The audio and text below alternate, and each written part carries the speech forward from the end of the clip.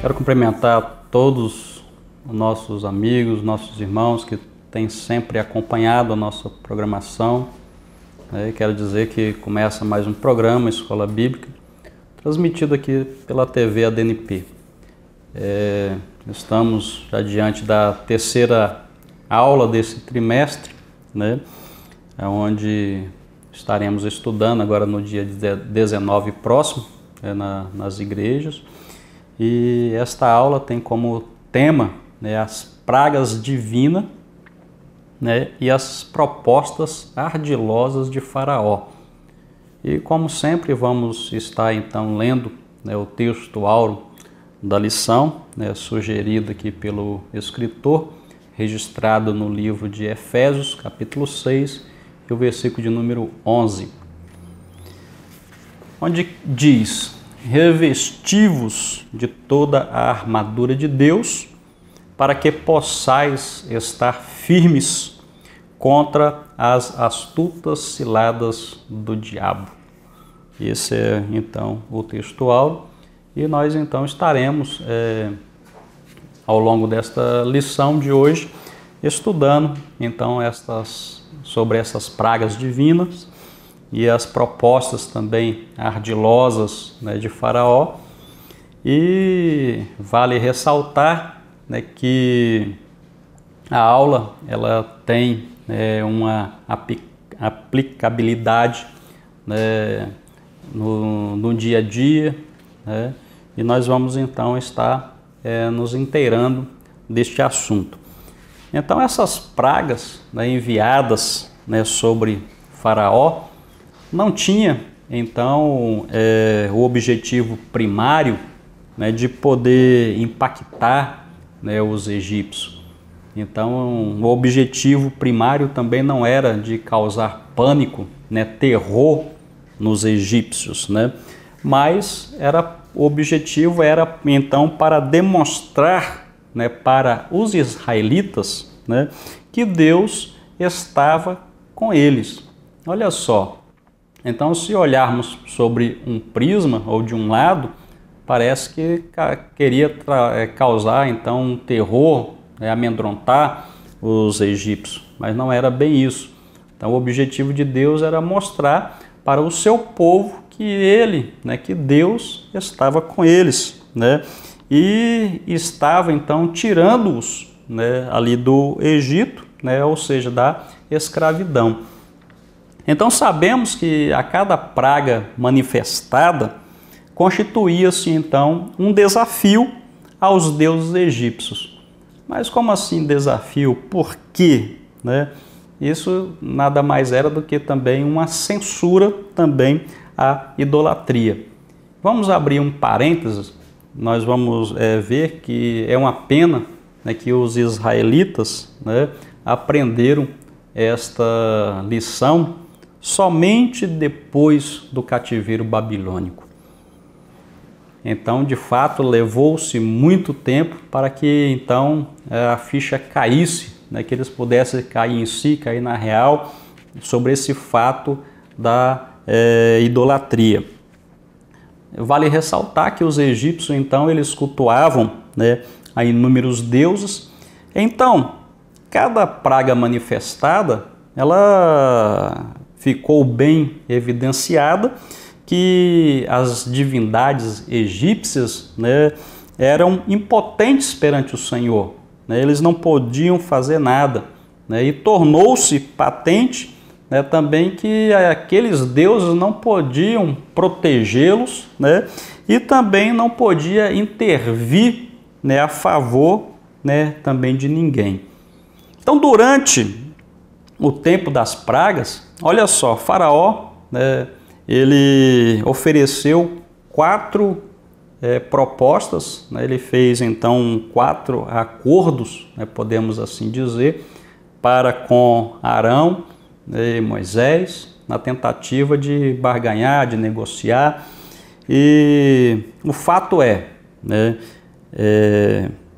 de o Faraó chegar a pensar, passar por sua cabeça, que ele poderia estar negociando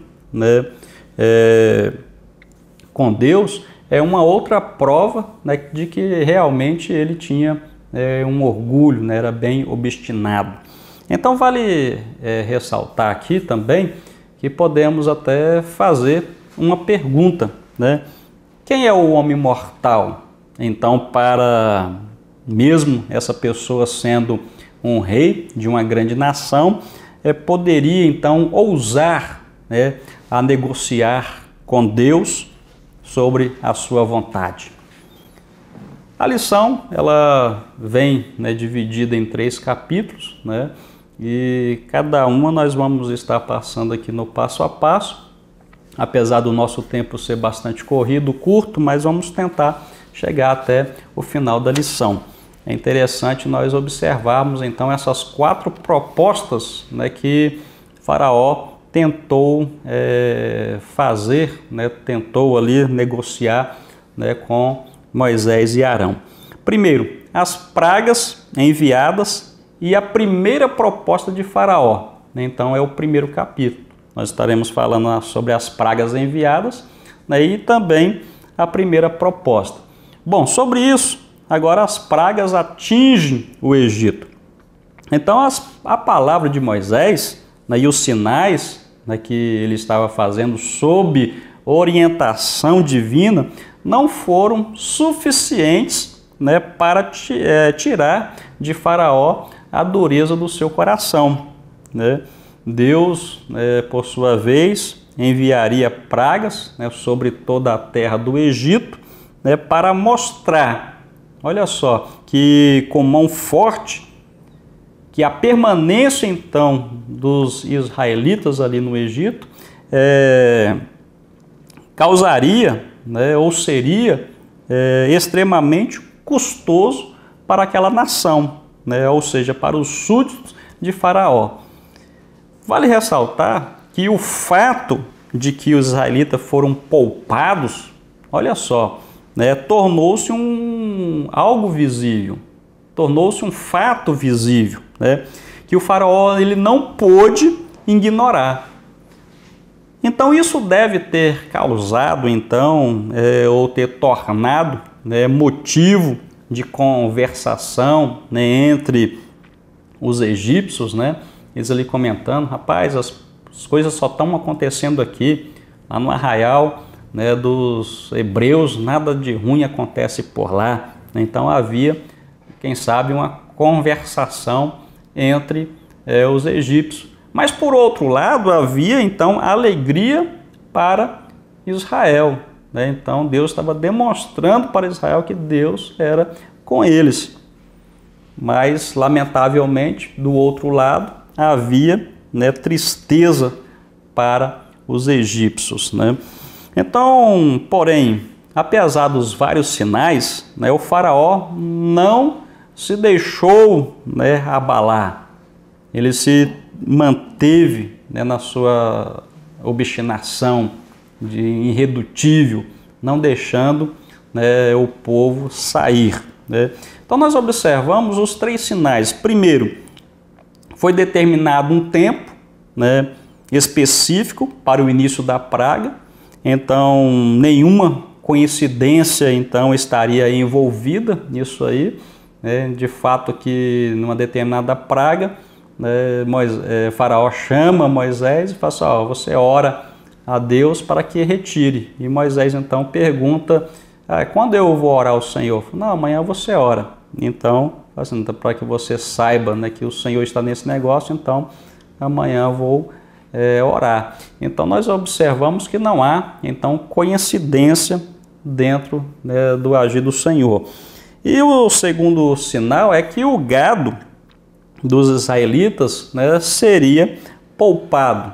Então nós vemos que lá, né, nos egípcios morreram tudo, mas a criação ali dos hebreus estavam poupados.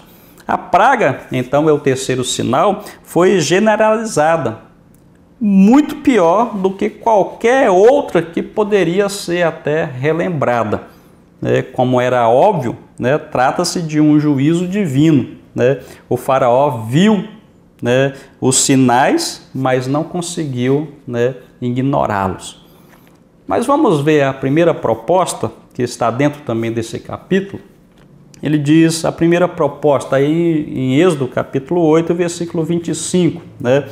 Então ele estava dizendo, né, o Senhor já havia enviado 4 pragas, né, sobre o Egito, as quais eram águas em sangue, rãs, né, piolhos e moscas.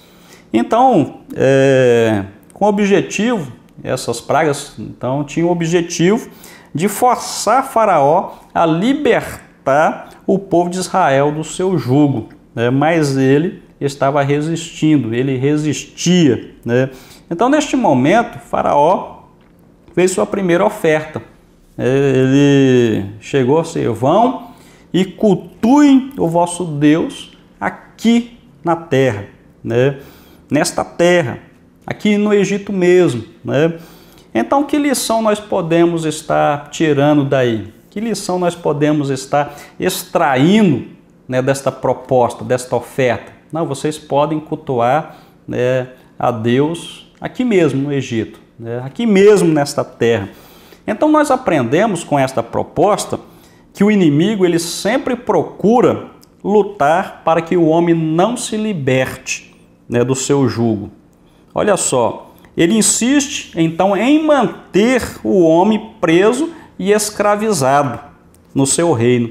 E quando muito procura então propor de maneira sutil que este então sirva a Deus sem sair do mundo. Nós podemos fazer esta aplicação, né? Então era a primeira oferta de Faraó. Vocês podem cultuar o Senhor, mas vocês ficam por aqui mesmo, né? Então nós observamos que ele tenta convencer o homem para servir, né, a Deus, que não precisa então deixar a vida mundana e pecaminosa, né? Então essa proposta ela tem esse pano de fundo, né, que muitas vezes então ele leva.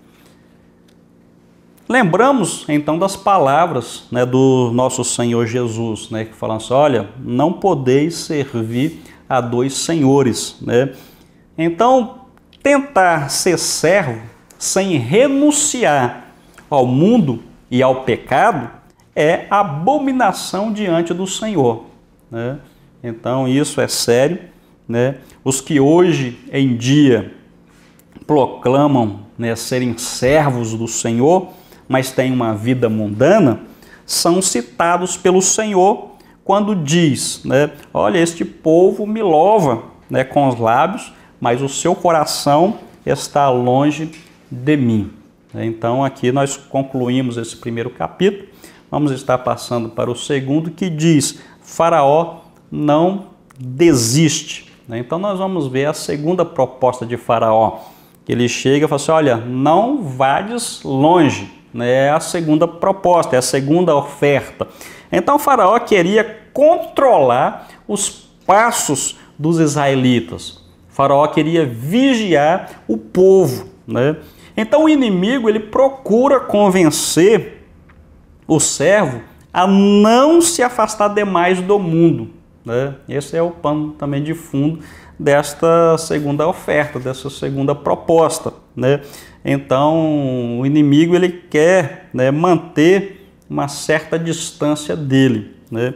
Então o propósito desta proposta é convencer o servo de que ele não precisa se santificar, né, nem se consagrar muito ao Senhor. Esse é o objetivo, né, desta segunda oferta. Então não precisa ser fanático e nem abrir mão de certas coisas, né, que o mundo oferece, também nem deixá-las totalmente. Isso é o que quer dizer esta segunda oferta, né? Não precisa ir ao culto, né, todos os dias, né? De certa forma isso é um exagero. Isso é o que essa oferta está dizendo. Então o inimigo quer manter então o servo ao alcance da sua mão, né? Não permitindo que esse se afaste demais dele, pois a hora que ele quiser então puxar, né, ele terá então de volta para o seu reino. Então a palavra do Senhor diz, né, que sede santos, porque eu, o Senhor, sou santo, né? Então, e a palavra ainda continua, fala assim, olha, não vos conformeis, né, com este mundo, mas transformai-vos pela renovação, né, do vosso entendimento, né, para que experimenteis qual seja a boa, a perfeita e agradável vontade de Deus, né? Bom, vamos caminhar aqui mais um pouquinho. A terceira proposta, né, de Faraó, né, então, como ele sempre não estava conseguindo êxitos nas suas ofertas, né, ele não desiste, ele insiste mais um pouquinho. Ele estava dizendo, olha, então, né, se você não pode cultuar aqui mesmo, né, então, ou se você também não pode, não vai ir muito longe, então vou fazer mais uma para você, olha, vão somente os homens, né? Vão somente os homens. Então, qual era, né, a intenção então de Faraó? Né? Qual é a intenção do inimigo dentro dessa proposta? Né? Então, a intenção de Faraó era manter os familiares dos israelitas presos no Egito, libertando então somente os homens para que este então em breve voltassem por causa das esposas, por causa dos filhos, né, e fossem novamente ficando presos naquela escravidão.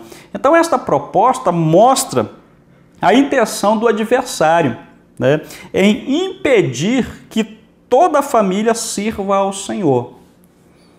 E seja assim, né, para dificultar a caminhada daquele que já foi liberto, né? Então nós observamos que cada proposta é bem sutil, né? Então nós observamos ainda que a família ela é um projeto do Senhor, né? Seu conceito é divino. Uma igreja forte se faz, né, com famílias bem constituídas, e quando a família vai mal, né, consequentemente sofre a sociedade e também a igreja e toda a nação. Mas vamos entrar então no último capítulo dessa lição, né, que vai falar sobre a proposta então final também de Faraó. Nós observamos, né, que a situação, né, estava caótica no Egito, né? O Faraó ele continuava então colhendo, né, o que havia semeado, né? E isto é um fato notório, né? Quando olhamos para o livro de Gênesis, nós constatamos, né, essas coisas ocorrendo, acontecendo, né, e Faraó sempre obstinado. Então nós observamos que não só ele, mas como toda a sua nação estava colhendo, né, o que o seu monarca estava plantando. Ele teve várias oportunidades, mas não deu ouvidos, né, à voz do Senhor, e também não atendeu aos conselhos, né, aos apelos de Moisés. Durante esses 3 dias, né, de trevas, então, para os egípcios, né, se Deus o tivesse, então, desejado, ele poderia, então, feito que os israelitas saíssem em plena luz, né? Poderia, então, já que a Bíblia fala que para os egípcios, né, estavam em trevas, mas lá no arraial dos hebreus havia luz, seria uma ótima oportunidade, então, 3 dias sem enxergar nada, né, estavam apalpando, era uma hora, né, uma oportunidade, melhor falando, oportuna de fuga. Mas nós observamos, né, que eles poderiam então ter escapado, poderiam então ter saído sem pedir a permissão de Faraó, mas Deus ele desejava tirá-los, né, com mão forte, né, e com seu braço estendido, não apressadamente, né, nem fugindo, mas tirá-los de lá à vista de todos, para demonstrar não só para a nação do Egito que havia um Deus que reinava, mas também mostrar para os hebreus que Deus estava com ele e que cuidava deles, né? E nós chegamos então à quarta proposta de Faraó, né? A quarta e a última. Então ele não teve êxito, né, na sua primeira proposta de adorar ali mesmo no Egito, de cultuar ali mesmo no Egito, né? Na segunda, olha, vocês não vão longe, né? A terceira, olha, vamos só os homens e fica todo o resto. E agora a quarta, né, ele chega e fala assim, olha, vocês vão, mas os seus animais fiquem, né? Então, tirando-lhes os animais, como sacrificariam ao Senhor, né? Então, os animais, eles seriam, né, aquele elemento essencial para o sacrifício. E Faraó, então, queria retirar os animais. Então, como o povo sacrificaria ao Senhor, né? Não deixe, então, que Satanás roube, né, o que você tem de melhor para ofertar ao Senhor, né, que é, então, a sua própria vida, né? Então, não deixe. Mas Moisés agora, além de querer levar, né, a família, além de querer levar o gado, Moisés agora ele impõe, né? Ele impôs uma nova condição, né? Falou assim, olha, você, Faraó, você também darás, né? Você também darás em nossas mãos sacrifícios, né, e holocaustos para oferecermos ao Senhor, nosso Deus, né? Então agora, até agora Faraó estava impondo, mas chegou agora Moisés que foi o que impôs, né? Falou assim, olha, nós não só vamos sair, mas como você vai dar para nós, né, nas nossas mãos sacrifícios, né? Você vai dar holocaustos e nós assim vamos estar ofertando ao Senhor. Faraó, por sua vez, então, irritado, disse, olha, nunca mais eu quero vê-lo, né? Nunca mais eu quero vê-lo. O resultado, então, de sua recusa, né, em deixar, né, sair os filhos de Israel foi, então, a última e a mais devastadora das pragas, então, resultando na morte dos primogênitos, né, do Egito. Então, nós observamos que tanto de homens, né, quanto também de animais, né? Então, pessoas e animais pagaram, né, com a própria vida. E o Egito, né, inteiro acordou de luto, né? Mas na terra de Gósen, como diz a Bíblia Sagrada, havia júbilo, né? E Faraó, então, deu, né, como Moisés havia imposto, né? Então, queremos estar concluindo, né, a aula de hoje com estas palavras. Ela tem uma boa aplicação na nossa vida diária, na nossa vida cotidiana, né?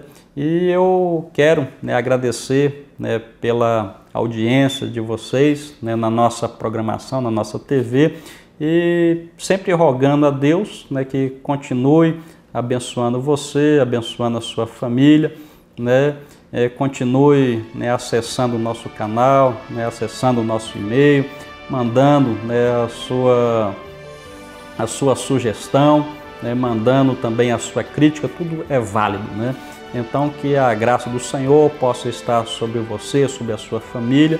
Um grande abraço, uma boa semana abençoada na paz de Cristo Jesus e continue conosco e aguardo você na nossa próxima aula, se Deus assim nos permitir.